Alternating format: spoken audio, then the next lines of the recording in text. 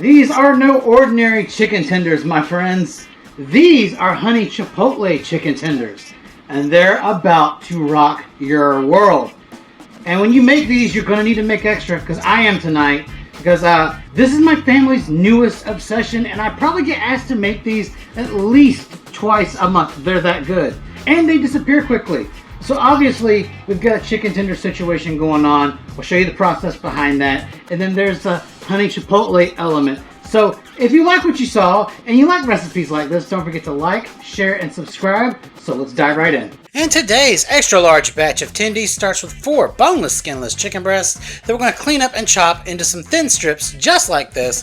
Then we're going to send them into a flavorful smoky chipotle marinade that begins with 3 cups of buttermilk and a spice blend that consists of 1.5 teaspoons of kosher salt, 1.5 teaspoons of MSG, a teaspoon of white pepper, a teaspoon of onion powder, 2 teaspoons of garlic powder, 1 teaspoon of chipotle chili powder, 1 teaspoon of smoked paprika, and 1/2 teaspoon of cayenne pepper. And after everything is completely combined, we're going to give our chickies the dunk, making sure we press all these bad boys down into that brine. And then once everything is fully submerged, we're going to put a lid on this bad boy and set it in the fridge to marinate for 4 hours or up to overnight. And after about 4 hours, it's time to start working on our breading, which begins with 2.5 cups of all-purpose flour that we're going to hit up with about 3/4 of a cup of cornstarch.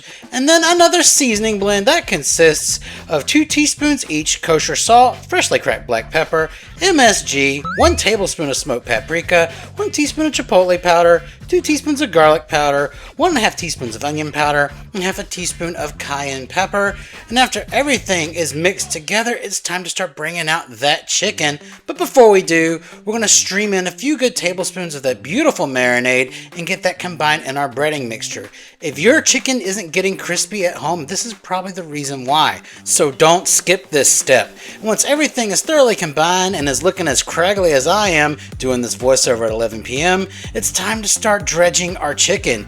And you can honestly put in about 3 or 4 pieces of these tenders in at a time, and then we're going to start burying them in that seasoned breading, making sure we press down with our hands to get a full firm coating on both sides. And once everything is looking thickly breaded just like this, we're going to transfer them over to a clean baking sheet and repeat the process with the rest of our remaining tendies, and this yields a ton of chicken. This is probably close to 30 or 32 pieces and almost no breading left in the bowl. So from here, we're going to take our chicken to the fryer, lay 2 of our tenders in each basket, and then send them down for their first fry at 325 degrees Fahrenheit for about 3 minutes. And while that chicken is cooking, we need to work on our barbecue glaze. In this pot is 1.5 cups of my homemade honey chipotle barbecue sauce, and we're going to thin that out with an equal amount of water and get that nice and combined. We cannot have this sauce too thick whenever we toss our tenders in, otherwise it's going to sog everything out.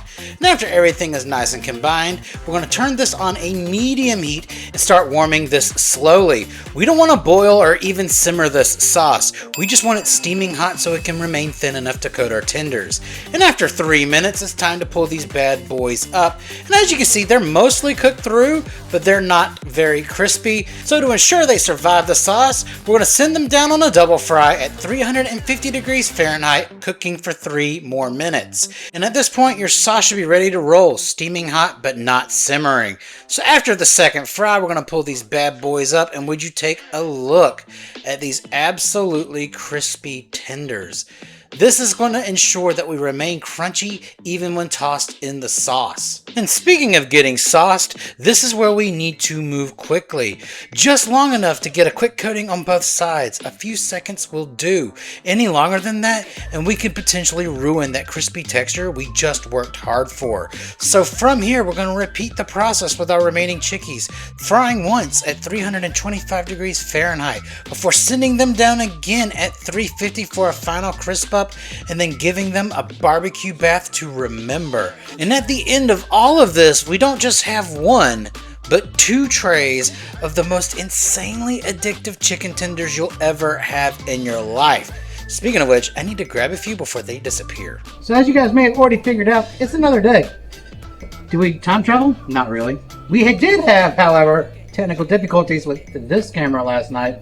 The battery was too weak to run recording and just stopped, and I didn't even realize it.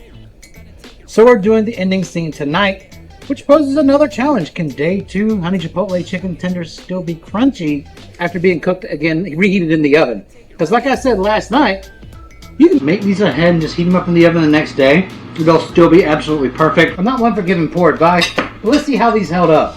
Because like I also said last night, you can fake a lot of things on social media. What you can't fake is that crunch. So let's try this out.